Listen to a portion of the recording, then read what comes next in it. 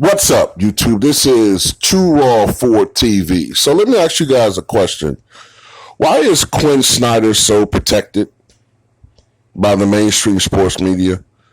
You know, certain coaches like Doc Rivers, they're expected right now to go to the NBA Finals. Now, this is Doc Rivers' second year with the Philadelphia 76ers. And remember, 2 years ago, Doc Rivers was on the hot seat with the Clippers. After a certain period of time, you know, he was, look, hey, we expect something, okay?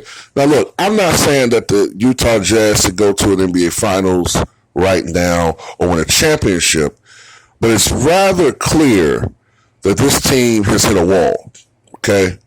Yeah, during the regular season, they might win 50 games, but nobody expects them to do anything.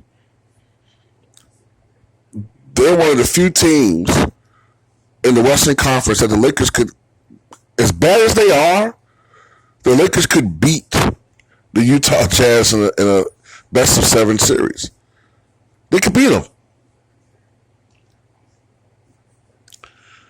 And, you know, a lot of us get on like Donovan Mitchell for, you know, yeah, he's a great scorer, he's a great player, he's one of the greatest, quote, talents in Utah Jazz history.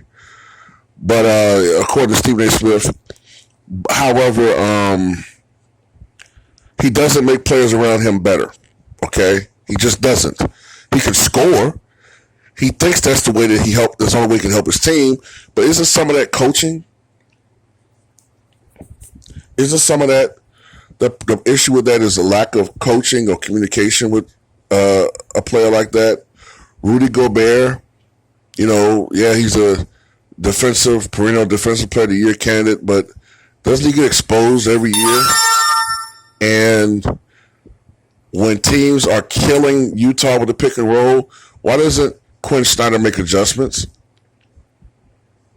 Why does he take them out? I mean, isn't that part of that coaching? Now, he's been with the team for 8 years, and for the most part, they've been a good regular season team that gets knocked out in the first or second round of playoffs every year. And that's pretty much what they're going to do this year. At what point in time is he going to be held accountable? Because I never hear his name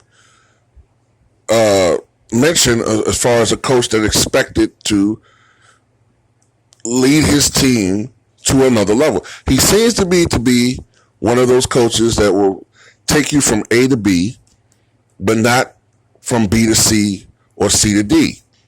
He's one of the coaches that will bring your franchise to respectability, but he's not a coach that's going to lead your team to a championship. Now, some people could say, well, the roster. Look, Utah has a good enough team, in my opinion, to make it at least to a conference finals. If the Clippers are doing what they're doing, without their 2 best players, still capable of beating, you know, I'm not saying they're going to win a championship, but without their 2 best players, the Clippers are a scrappy team that's getting the most out of what their roster. Nah, I don't think Quin Snyder should be getting all these passes, man. If the Utah Jazz lose the first round this year in the playoffs, Quin Snyder should be up for possible firing, man. I'm sorry. He's been there 8 years, and that team seems to have gone as far as they can. And maybe some coaches just aren't cut out to be head coaches. He was an assistant for many years with the Atlanta Hawks, and I think what was it? What other teams he was assistant for? Was it the Warriors? I know he was assistant head coach for quite some time. Maybe, you know, maybe he's not. I don't know.